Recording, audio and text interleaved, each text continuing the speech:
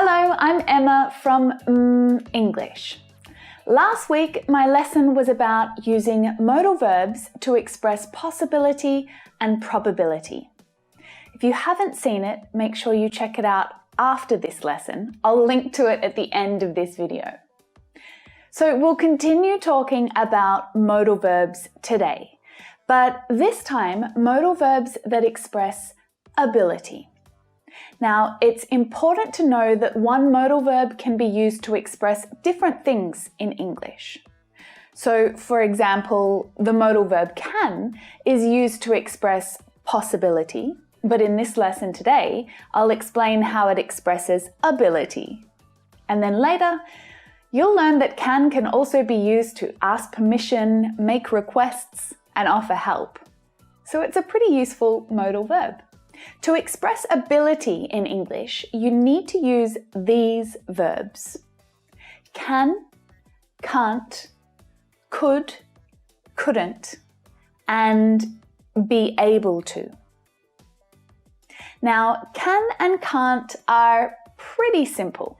They're both used to express ability in the present tense. You can speak English. My mum can pick us up. I can ask my brother for help. We also use be able to express the same thing. You are able to speak English. My mum is able to pick us up. I'm able to ask my brother for help. But notice that the be verb conjugates to the subject when we're using be able to. But when you're using the modal verb can, it doesn't matter what the subject is, the modal verb is always the same. And this is true for all modal verbs, they have just one form. Now, the present tense is simple, but when we talk about ability in the past, we need to pay closer attention to the rules. Because we use could to talk about general ability, and we use was or were able to talk about specific ability in the past. To express yourself correctly, you need to understand what is general ability and what is specific ability. If someone had the ability to do something at all times and in many different situations, then this is a general ability. She could read by the time she was 5. She could read anything, books, newspapers, letters, anything. This is a general ability. So could is the correct choice here. Now, if someone had the ability to do something at a specific time, in a specific situation, well, this is specific ability. She was able to read Little Red Riding Hood in front of the class. This is a specific situation. So when you're talking about a specific ability, to be able to is the correct choice. So in these examples, we used different words to express ability in the past. It's a little trickier, isn't it? But fortunately, the negative form is the same in general and specific situations in the past. It's just couldn't. She couldn't read by the time she was 5. She couldn't read Little Red Riding Hood in front of the class. Note that when someone had the ability in the past, but they didn't use it, we use a different structure. We use could with have and the past participle form. I could have helped you, but you didn't ask me. We could have invited more people. There's spare seats at the back. Okay, let's just pause for a moment and think about all of this new information that you've taken in.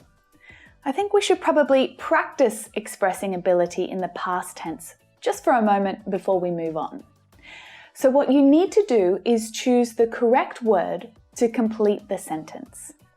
Okay? Choose the correct word. When my neighbor slipped down the stairs this morning, I something help her. So think about this situation.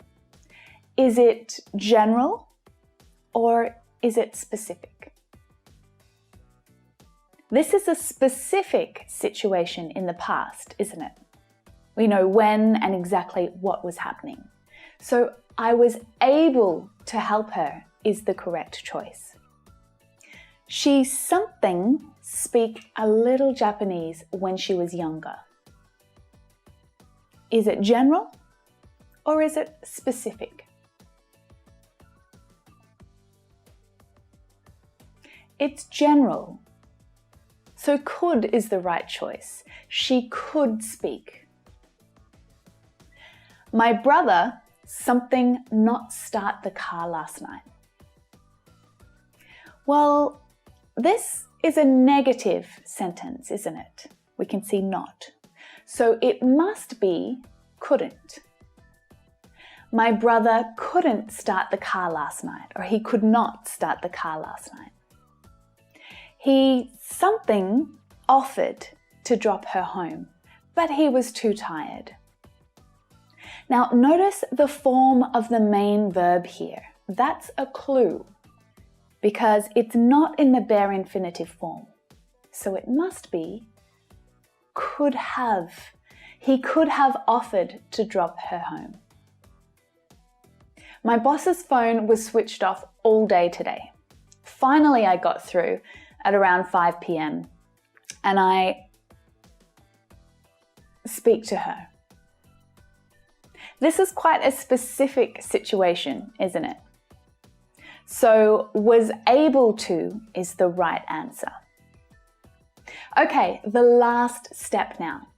We need to talk about ability in the future, don't we? We still need to pay attention to those rules about general ability and specific ability. And it's a little trickier because the rules are completely the opposite to the past tense. Thanks, English. So in the future, we use will and won't be able to talk about general abilities.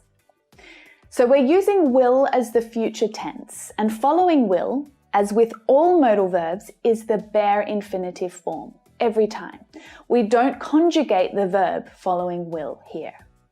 It's will be or won't be. If you arrive before 6 o'clock, you'll be able to see the sunset. Women who become members will be able to practice their English speaking skills. We use can and can't to talk about specific abilities in the future.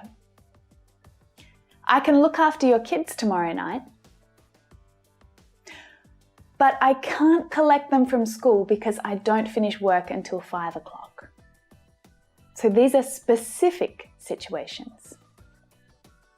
Okay, a couple of questions to practice with just before we finish. I something help you with your homework this afternoon. That's a specific situation at a specific time. So in the future, we use can. If you complete this course, you something apply for a new job. So this is quite general, really. So will be able to is the correct choice. Well, that's it.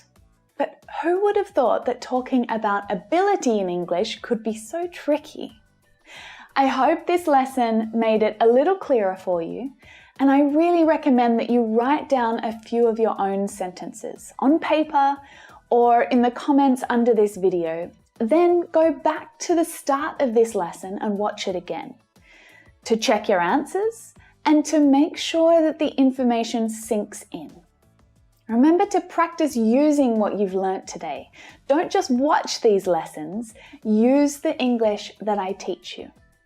Now, if you want to keep practicing, then check out this lesson up here.